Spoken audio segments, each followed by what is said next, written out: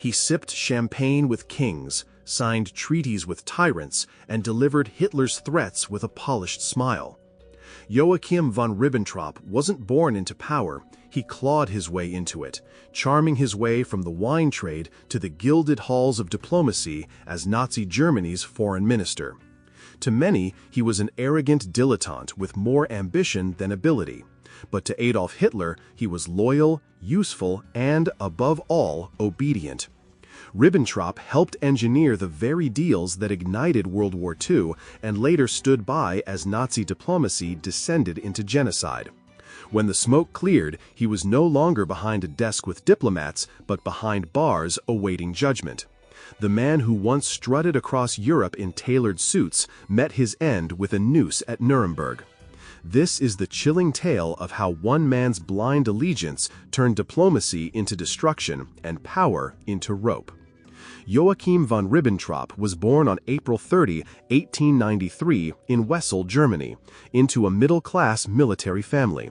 He wasn't born with a noble title, that came later through marriage, but he always carried himself as if he were destined for high society.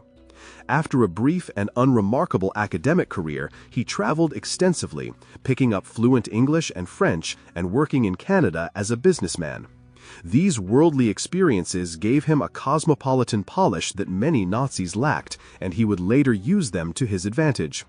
His marriage to Anneliese Henkel, daughter of a wealthy champagne magnate, gave him both social elevation and financial freedom. Ribbentrop then reinvented himself, adding von to his name and entering the orbit of Adolf Hitler in the early 1930s. Despite being mocked by many in Hitler's inner circle as pompous and out of his depth, he impressed the Führer with his devotion, flattery, and willingness to bypass traditional channels. When he offered his Berlin villa for secret Nazi meetings, Ribbentrop secured a place among the elite. His rapid rise was less about talent than timing, loyalty, and opportunism, a pattern that would define his political career. Joachim von Ribbentrop's official entry into diplomacy came in 1936, when he was appointed Germany's ambassador to the United Kingdom. It was a position that could have required tact, cultural sensitivity, and deep geopolitical understanding, traits Ribbentrop sorely lacked. His tenure in London was marked by awkward blunders, including giving the Nazis salute in solemn settings like Durham Cathedral, which horrified the British public. Despite, or perhaps because of, his incompetence, Hitler saw him as ideologically reliable and elevated him to foreign minister in 1938. As foreign minister, Ribbentrop quickly set to work reshaping Nazi foreign policy in Hitler's vision.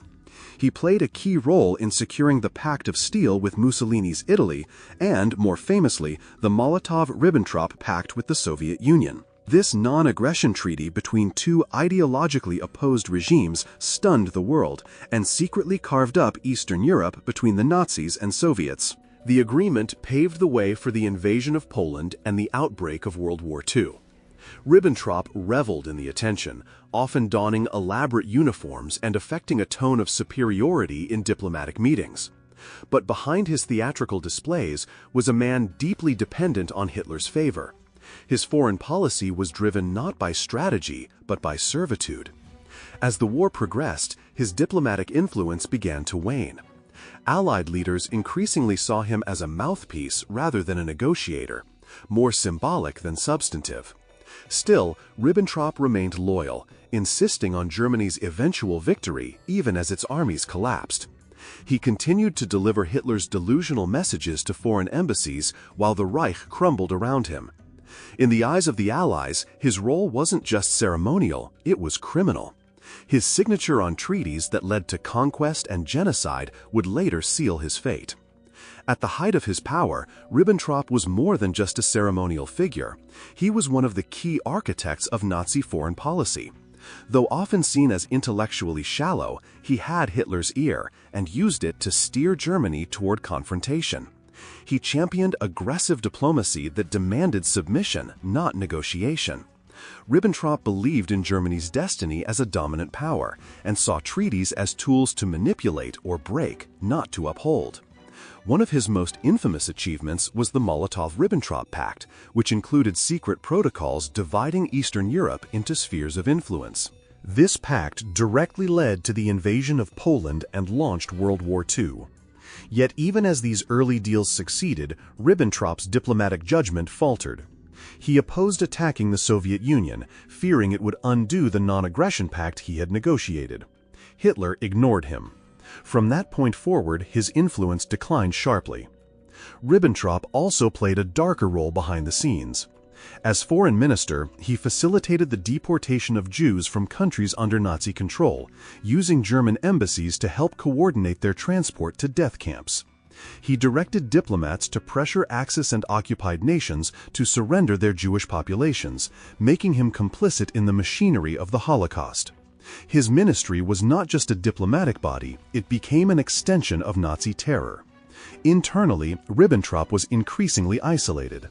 His colleagues saw him as vain and petty, obsessed with titles and protocol while the Reich was burning. But he remained defiantly loyal to Hitler, never questioning orders, no matter how monstrous. His downfall was already written in his allegiance. The deeper his devotion to Nazi ideology, the deeper his involvement in its crimes. As Nazi Germany crumbled in 1945, Joachim von Ribbentrop's world collapsed with it. No longer negotiating treaties, he became a fugitive, fleeing through Germany under a false name, Herr Reiser. For weeks he evaded capture until British forces arrested him in Hamburg. Ever the diplomat, even in defeat, Ribbentrop tried to send letters to British leaders like Winston Churchill and Anthony Eden, insisting he had sought peace. The Allies weren't interested in excuses, they had a tribunal waiting. At the Nuremberg trials, Ribbentrop was charged with crimes against peace, war crimes, and crimes against humanity. Prosecutors painted him as a principal Nazi decision-maker who used diplomacy to enable aggression and genocide. He defended himself with cold arrogance, claiming he had only followed orders and acted in Germany's interest. His courtroom demeanor, haughty and unrepentant, did little to sway the judges. Witnesses and documents revealed his direct involvement in plotting invasions, pressuring Axis states to persecute Jews, and aiding in the coordination of deportations. The court found him guilty on all counts. On October 16, 1946, he became the first of the Nazi leaders to be executed by hanging. Even in his final moments, Ribbentrop clung to delusion. His last words were, "God protect Germany," followed by an eerie proclamation that his execution was unjust. The hanging was reportedly mishandled, and he suffered a prolonged death. His body, along with those of the other condemned, was cremated and the ashes scattered in a river, to prevent any Nazi shrine from forming. The man who once strutted through European capitals with diplomatic immunity ended not with ceremony, but with silence. The rope did what war could not. It silenced one of Hitler's most loyal voices forever. Joachim von Ribbentrop's legacy is one of infamy, an object lesson in how ambition and blind loyalty can enable catastrophe. Historians rarely regard him as a mastermind or strategist. Instead, he is remembered as a man whose arrogance far exceeded his ability. Yet it was precisely his willingness to serve Hitler without question that made him dangerous. He was not a madman, but a true believer, one who gave respectability and formality to a regime built on terror. His name is forever tied to the Molotov-Ribbentrop Pact, a diplomatic deception that gave Nazi Germany room to wage war. And while other Nazi officials were directly tied to military operations or concentration camps, Ribbentrop's crimes were cloaked in diplomacy, no less lethal, only more insidious. His foreign ministry became a tool for oppression, not negotiation. Post-war assessments have been harsh and consistent. British historian Hugh Trevor Roper described Ribbentrop as shallow, insecure, and vain, a man who mistook flattery for intellect. Others have called him a hollow opportunist, yet one whose influence at key moments helped pave the road to war and genocide. Perhaps most chilling is how ordinary his path to power was. He didn't seize control with violence or rhetoric.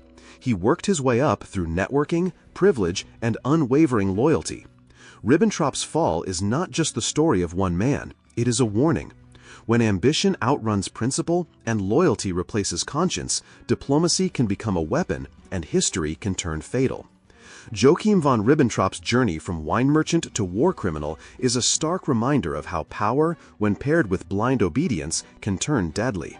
He wasn't a soldier or a general. He was a diplomat who used words, treaties, and influence to advance one of history's most brutal regimes.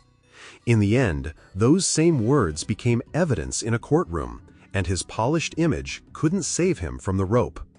His fall wasn't just a personal reckoning. It was a symbol of a regime collapsing under the weight of its own lies.